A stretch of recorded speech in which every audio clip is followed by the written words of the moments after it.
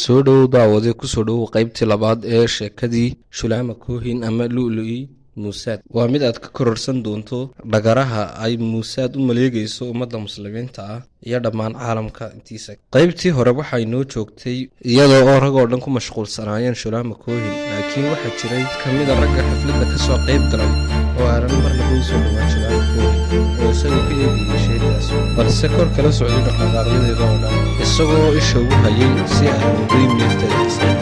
ninkaasi waxa uu ahaa George Malcoe,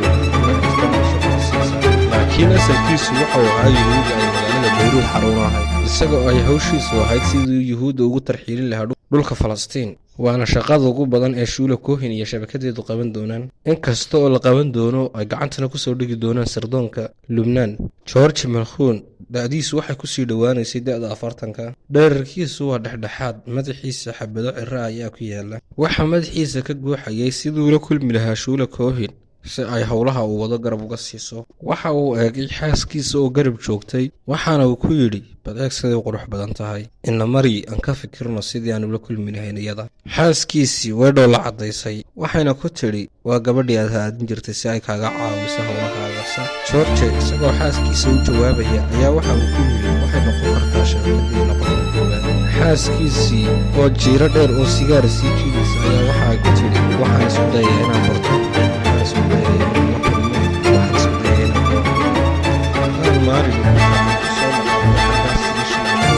iyadoo u soo dhowaatay Shulaama una dhoola caddaysay. markaasi ayay maalin waxa ay bilowday hadalkii. Shulaama Koohin ayaa waxa ay ku bilowday inay isbarto, waxayna hadal uga bilowday, aan iskaa baro, waa xaaska ganacsadaha caanka ee George Malcoe. waxaan u malaynayaa inaad horey u maqashay. xilliga ay hadalkaa leedahay waxay u sii taagaysay gacanta Shulaama Koohin. gacanta ayay Shulaama u soo taagtayna waxayna hadal hoose ku tidhi, sharaf ayay ii tahay inaan isbaranno, Marwo Malcoe. markaas ayaa aan maari hadalka soo ceshatay oo ku tidhi, waxa aad ii soo jiitay qaabka aad timaha u soo samaysatay. waxaana doonayay inaan ku weydiiyo bukiyeerka aad timaha ka soo samaysatay iyo inaad ii sheegto xirfadlaha sare ee tintaada qaabkan u hagaajiyay. quruxleydii xaafadda waadiya Abujabiil ayaa qosol yar qac ka siisay, iyadoo weliba si fiican isku xajabisay. waa jaan biyaar ah haddii aad doonaysa inaad muuqataan anigoo hogay. aan maarin ayaa hadalkii qaadatay oo ku tiri, farxad ayay haddii aan bixi gurigeyga aad igu soo booqato kadib aan isku raacno goobta bukiyeer. Shulaama Koohin dareen ayaa galay, sababtahay gabadha ganacsadaha caankii uu qabo ay gurigeyga ugu yeelayso. sharaf ayay ii tahay anigaba inaan gurigaaga kugula kulmo, laakiin saacadee iyo wakhtigii ayaad doonaysaa inaan kugu soo booqdo gurigaaga. markaasi ayay aan maali farxda ay dareentay, waxayna ugu jawaabtay iyadoo u sii taagaysa warqad ay ku qoran tahay ciwaanka gurigeyga. berri duhur kadib saacaddu markay tahay 4 galabnimo, haddii ay suuragal tahay waad ii imaan kartaa. markaasi ayay Shulaama Koohin warqaddii ka qaadatay iyadoo boorsada gashatay. aan maali ayaa waxay ku tidhi, waxaan kaa iloobay, saakadaadu aad ayay qurux badan tahay, waana saakadii ugu quruxda badnayd in xafladda caawa ku arko. iyadan ayaa ku nashqadeeyey. waxay u sheegtay in loogu nashqadeeyey Cristiano Dion. kadib markii ay xafladdii soo dhammaatay ayaa George iyo xaaskiisa ay soo dhaqeen gaarigooda, waxaana muddadii ay waddada ku sii jireen ay gaarigooda sii saarayeen ay ahaayeen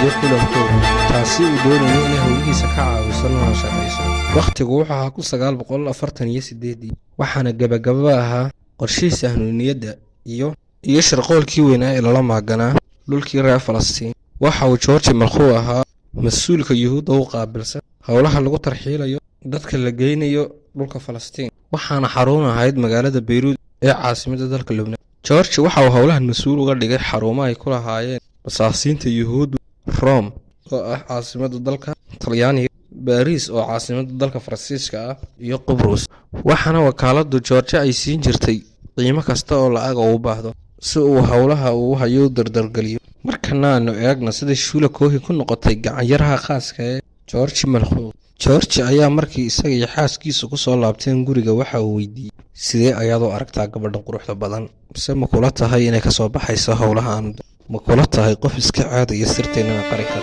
si baxar ayayna geli karta? markaasi ayaa aan maari iyada oo ka fikiraysa su-aalaha uu sayidkeedu weydiiyey waxa ay ku jirto, waxa aan marsiin doonaa tijaabo aad u daran. haddii ay jawaabahaasi ku baasto dhacdana ku qaasan, haddii ay ku dhacdana muuqeega iska biyahaan hawsha aadaan ku geynaya si mowqifkayga daraasiin ugu samayso xaalkayganaad faham iyada kuma khasaaraysay marnaba waxay kuu noqon kartaa qofku dareen bedela wakhti khaasan aad la qaada markaasi ayaa georgi malquul waxa uu xaaskiisii ku yidhi miyaanad adigu ka masiiranaya aan maari oo u jawaabaysa ninkayga ayaa waxa ay ku tiri ma waxaad doonaysaa inaan shuruuddii aan wada galnay inaad ka baxdo ma ilowday in mid kastoo innaga naga midi uu xurriyaddiisa si toosa loo siiyo nolosheennan qaabka aan rabno aan inagu ugu noolaano georgi malquul waxa uu soo xasuustay ballankii ay wada galeen isaga iyo xaaskiisu waxaana uu joojiyey hawshii uu markaasi gacanta ku hayay isagoo eegaya xaaskiisa waxaana uu ku yidhi horta waaba nilaawee halkii ku dambaysay sheekadii adiga iyo wiilkii yaraa eed caashaqa aad ka dhigatay markaasi ayay aan maalin ay ku jawaabtay waa mid ay nacdalay ku dhacday waayo imaba siiya jaanis aan kula raaxaystay isaga markana aan eegno dhambaalladii sirta ah ee ka yimid talaafiib markii ay gaadheen guriga ayaa georgi waxa uu sii gudbay qolkiisii waxaana uu bilaabay inuu daraaseeyo dhambaallada muhiimka iyo waraaqaha ka soo gaari jiray maalin walba dhankaas iyo talaafiib georgi isaga oo wata howlihiisii ayaa waxa maankiisa ku soo dhacay quruxlaydii deganeed xaafadda waadiya abujabiil ee ahayd shuula koohin taasi uu xafladda kula soo kulmay waxaana uu durbadiiba naftiisa u sheegay isagoo oo la sheekaysanaya sida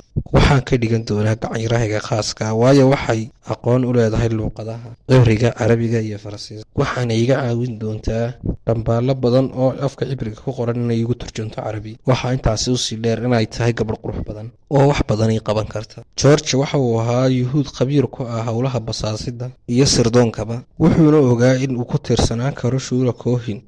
ku tiirsanaanteeduna ay ahaan karin keliya inay wax u turjunto balse sidoo kale waxa uu ogaa quruxdeeda ilqabad kale in ay saamayn ku dhex yeelan karto bulsho kasta oo ay dhex gasho taasi oo ka caawin karta howlo badan oo u baahnaa in loo qabto georgi waxa uu naftiisa u sheegay in aanu shaki ku jirin gabadhii ugu baahnaa in dooraba uu raadinayay naftiisuna ay u baahnayd wuxuuna go'aansaday inuu gacanyaro khaasa uu ka dhigo ayna ka caawiso siday u geli lahaayeen xafiisyada siyaasiyiinta dalka lubnaan u waaweyn kaasi oo sir kastoo ay uga baahan yihiin ay iyadu u keeni karto waana sababta u noqotay jaajuusada ugu weyn ee bariga dhexe wakhtigaasi oo georgi uu naftiisa la sheekaysanayo halka ay xaaskiisii aan maarin ay iyaduna taleefanka kula hadlaysay wiil ay xiriir wadaag yihiin oo loo yaqaano albeer kaasi oo ay la raaxaysan jirtay iyada oo ku qalqaalinaysa in ay dhaqso u kulmaan si ay wakhti wada qaataan haatan maxaa samaynaysaa albeero waxaan sugayaa saaxiib aan leeyahay oo aan kala hadlayo howlo iyo muhiima markaasi ayaa iyadoo qoslaysa ku jawaabtay goormo ayay howlaha cadigii muhiimku noqdeen waxa uu ku jawaabay albeer isaga oo hoos u hadlaya in dhowaalaba howlahayga ii gaarka ayaa fokas ka saaraa aan maalin oo arrinta la yaaban ayaa waxay ku jawaabtay ka waran haddii aan hadda gurigayga kugu waco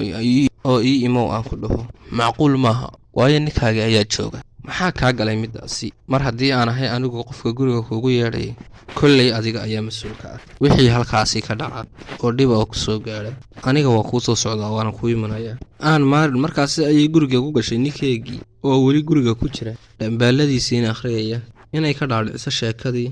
oo waxa ay tidhi waxaan dareemayaa hurdala-aan mana awoodo inaan seexdo georgi ayaa intuu madaxiisii kor soo qaaday uu korna u eegay xaaskiisii ku yidhi haddii ay sidaasi tahay orod oo u tag saaxiibka balse ha soo daahin oo keliya markaasi ayay aan maari iyada oo gacanteeda garabka kaga salaaxaysa ay ku tidhi caawu ma doonaya inaan dibadda u baxo oo aan meel kale aan aado georgi isaga oo dhinaceeda eegaya ayaa waxa uu ku yidhi sidii uu doonayo inuu ogaado waxa maankayga ka guuxaya markaasi ayaa waxa uu ku yidhi waxaa doonta samee adiga xor ayaa tahay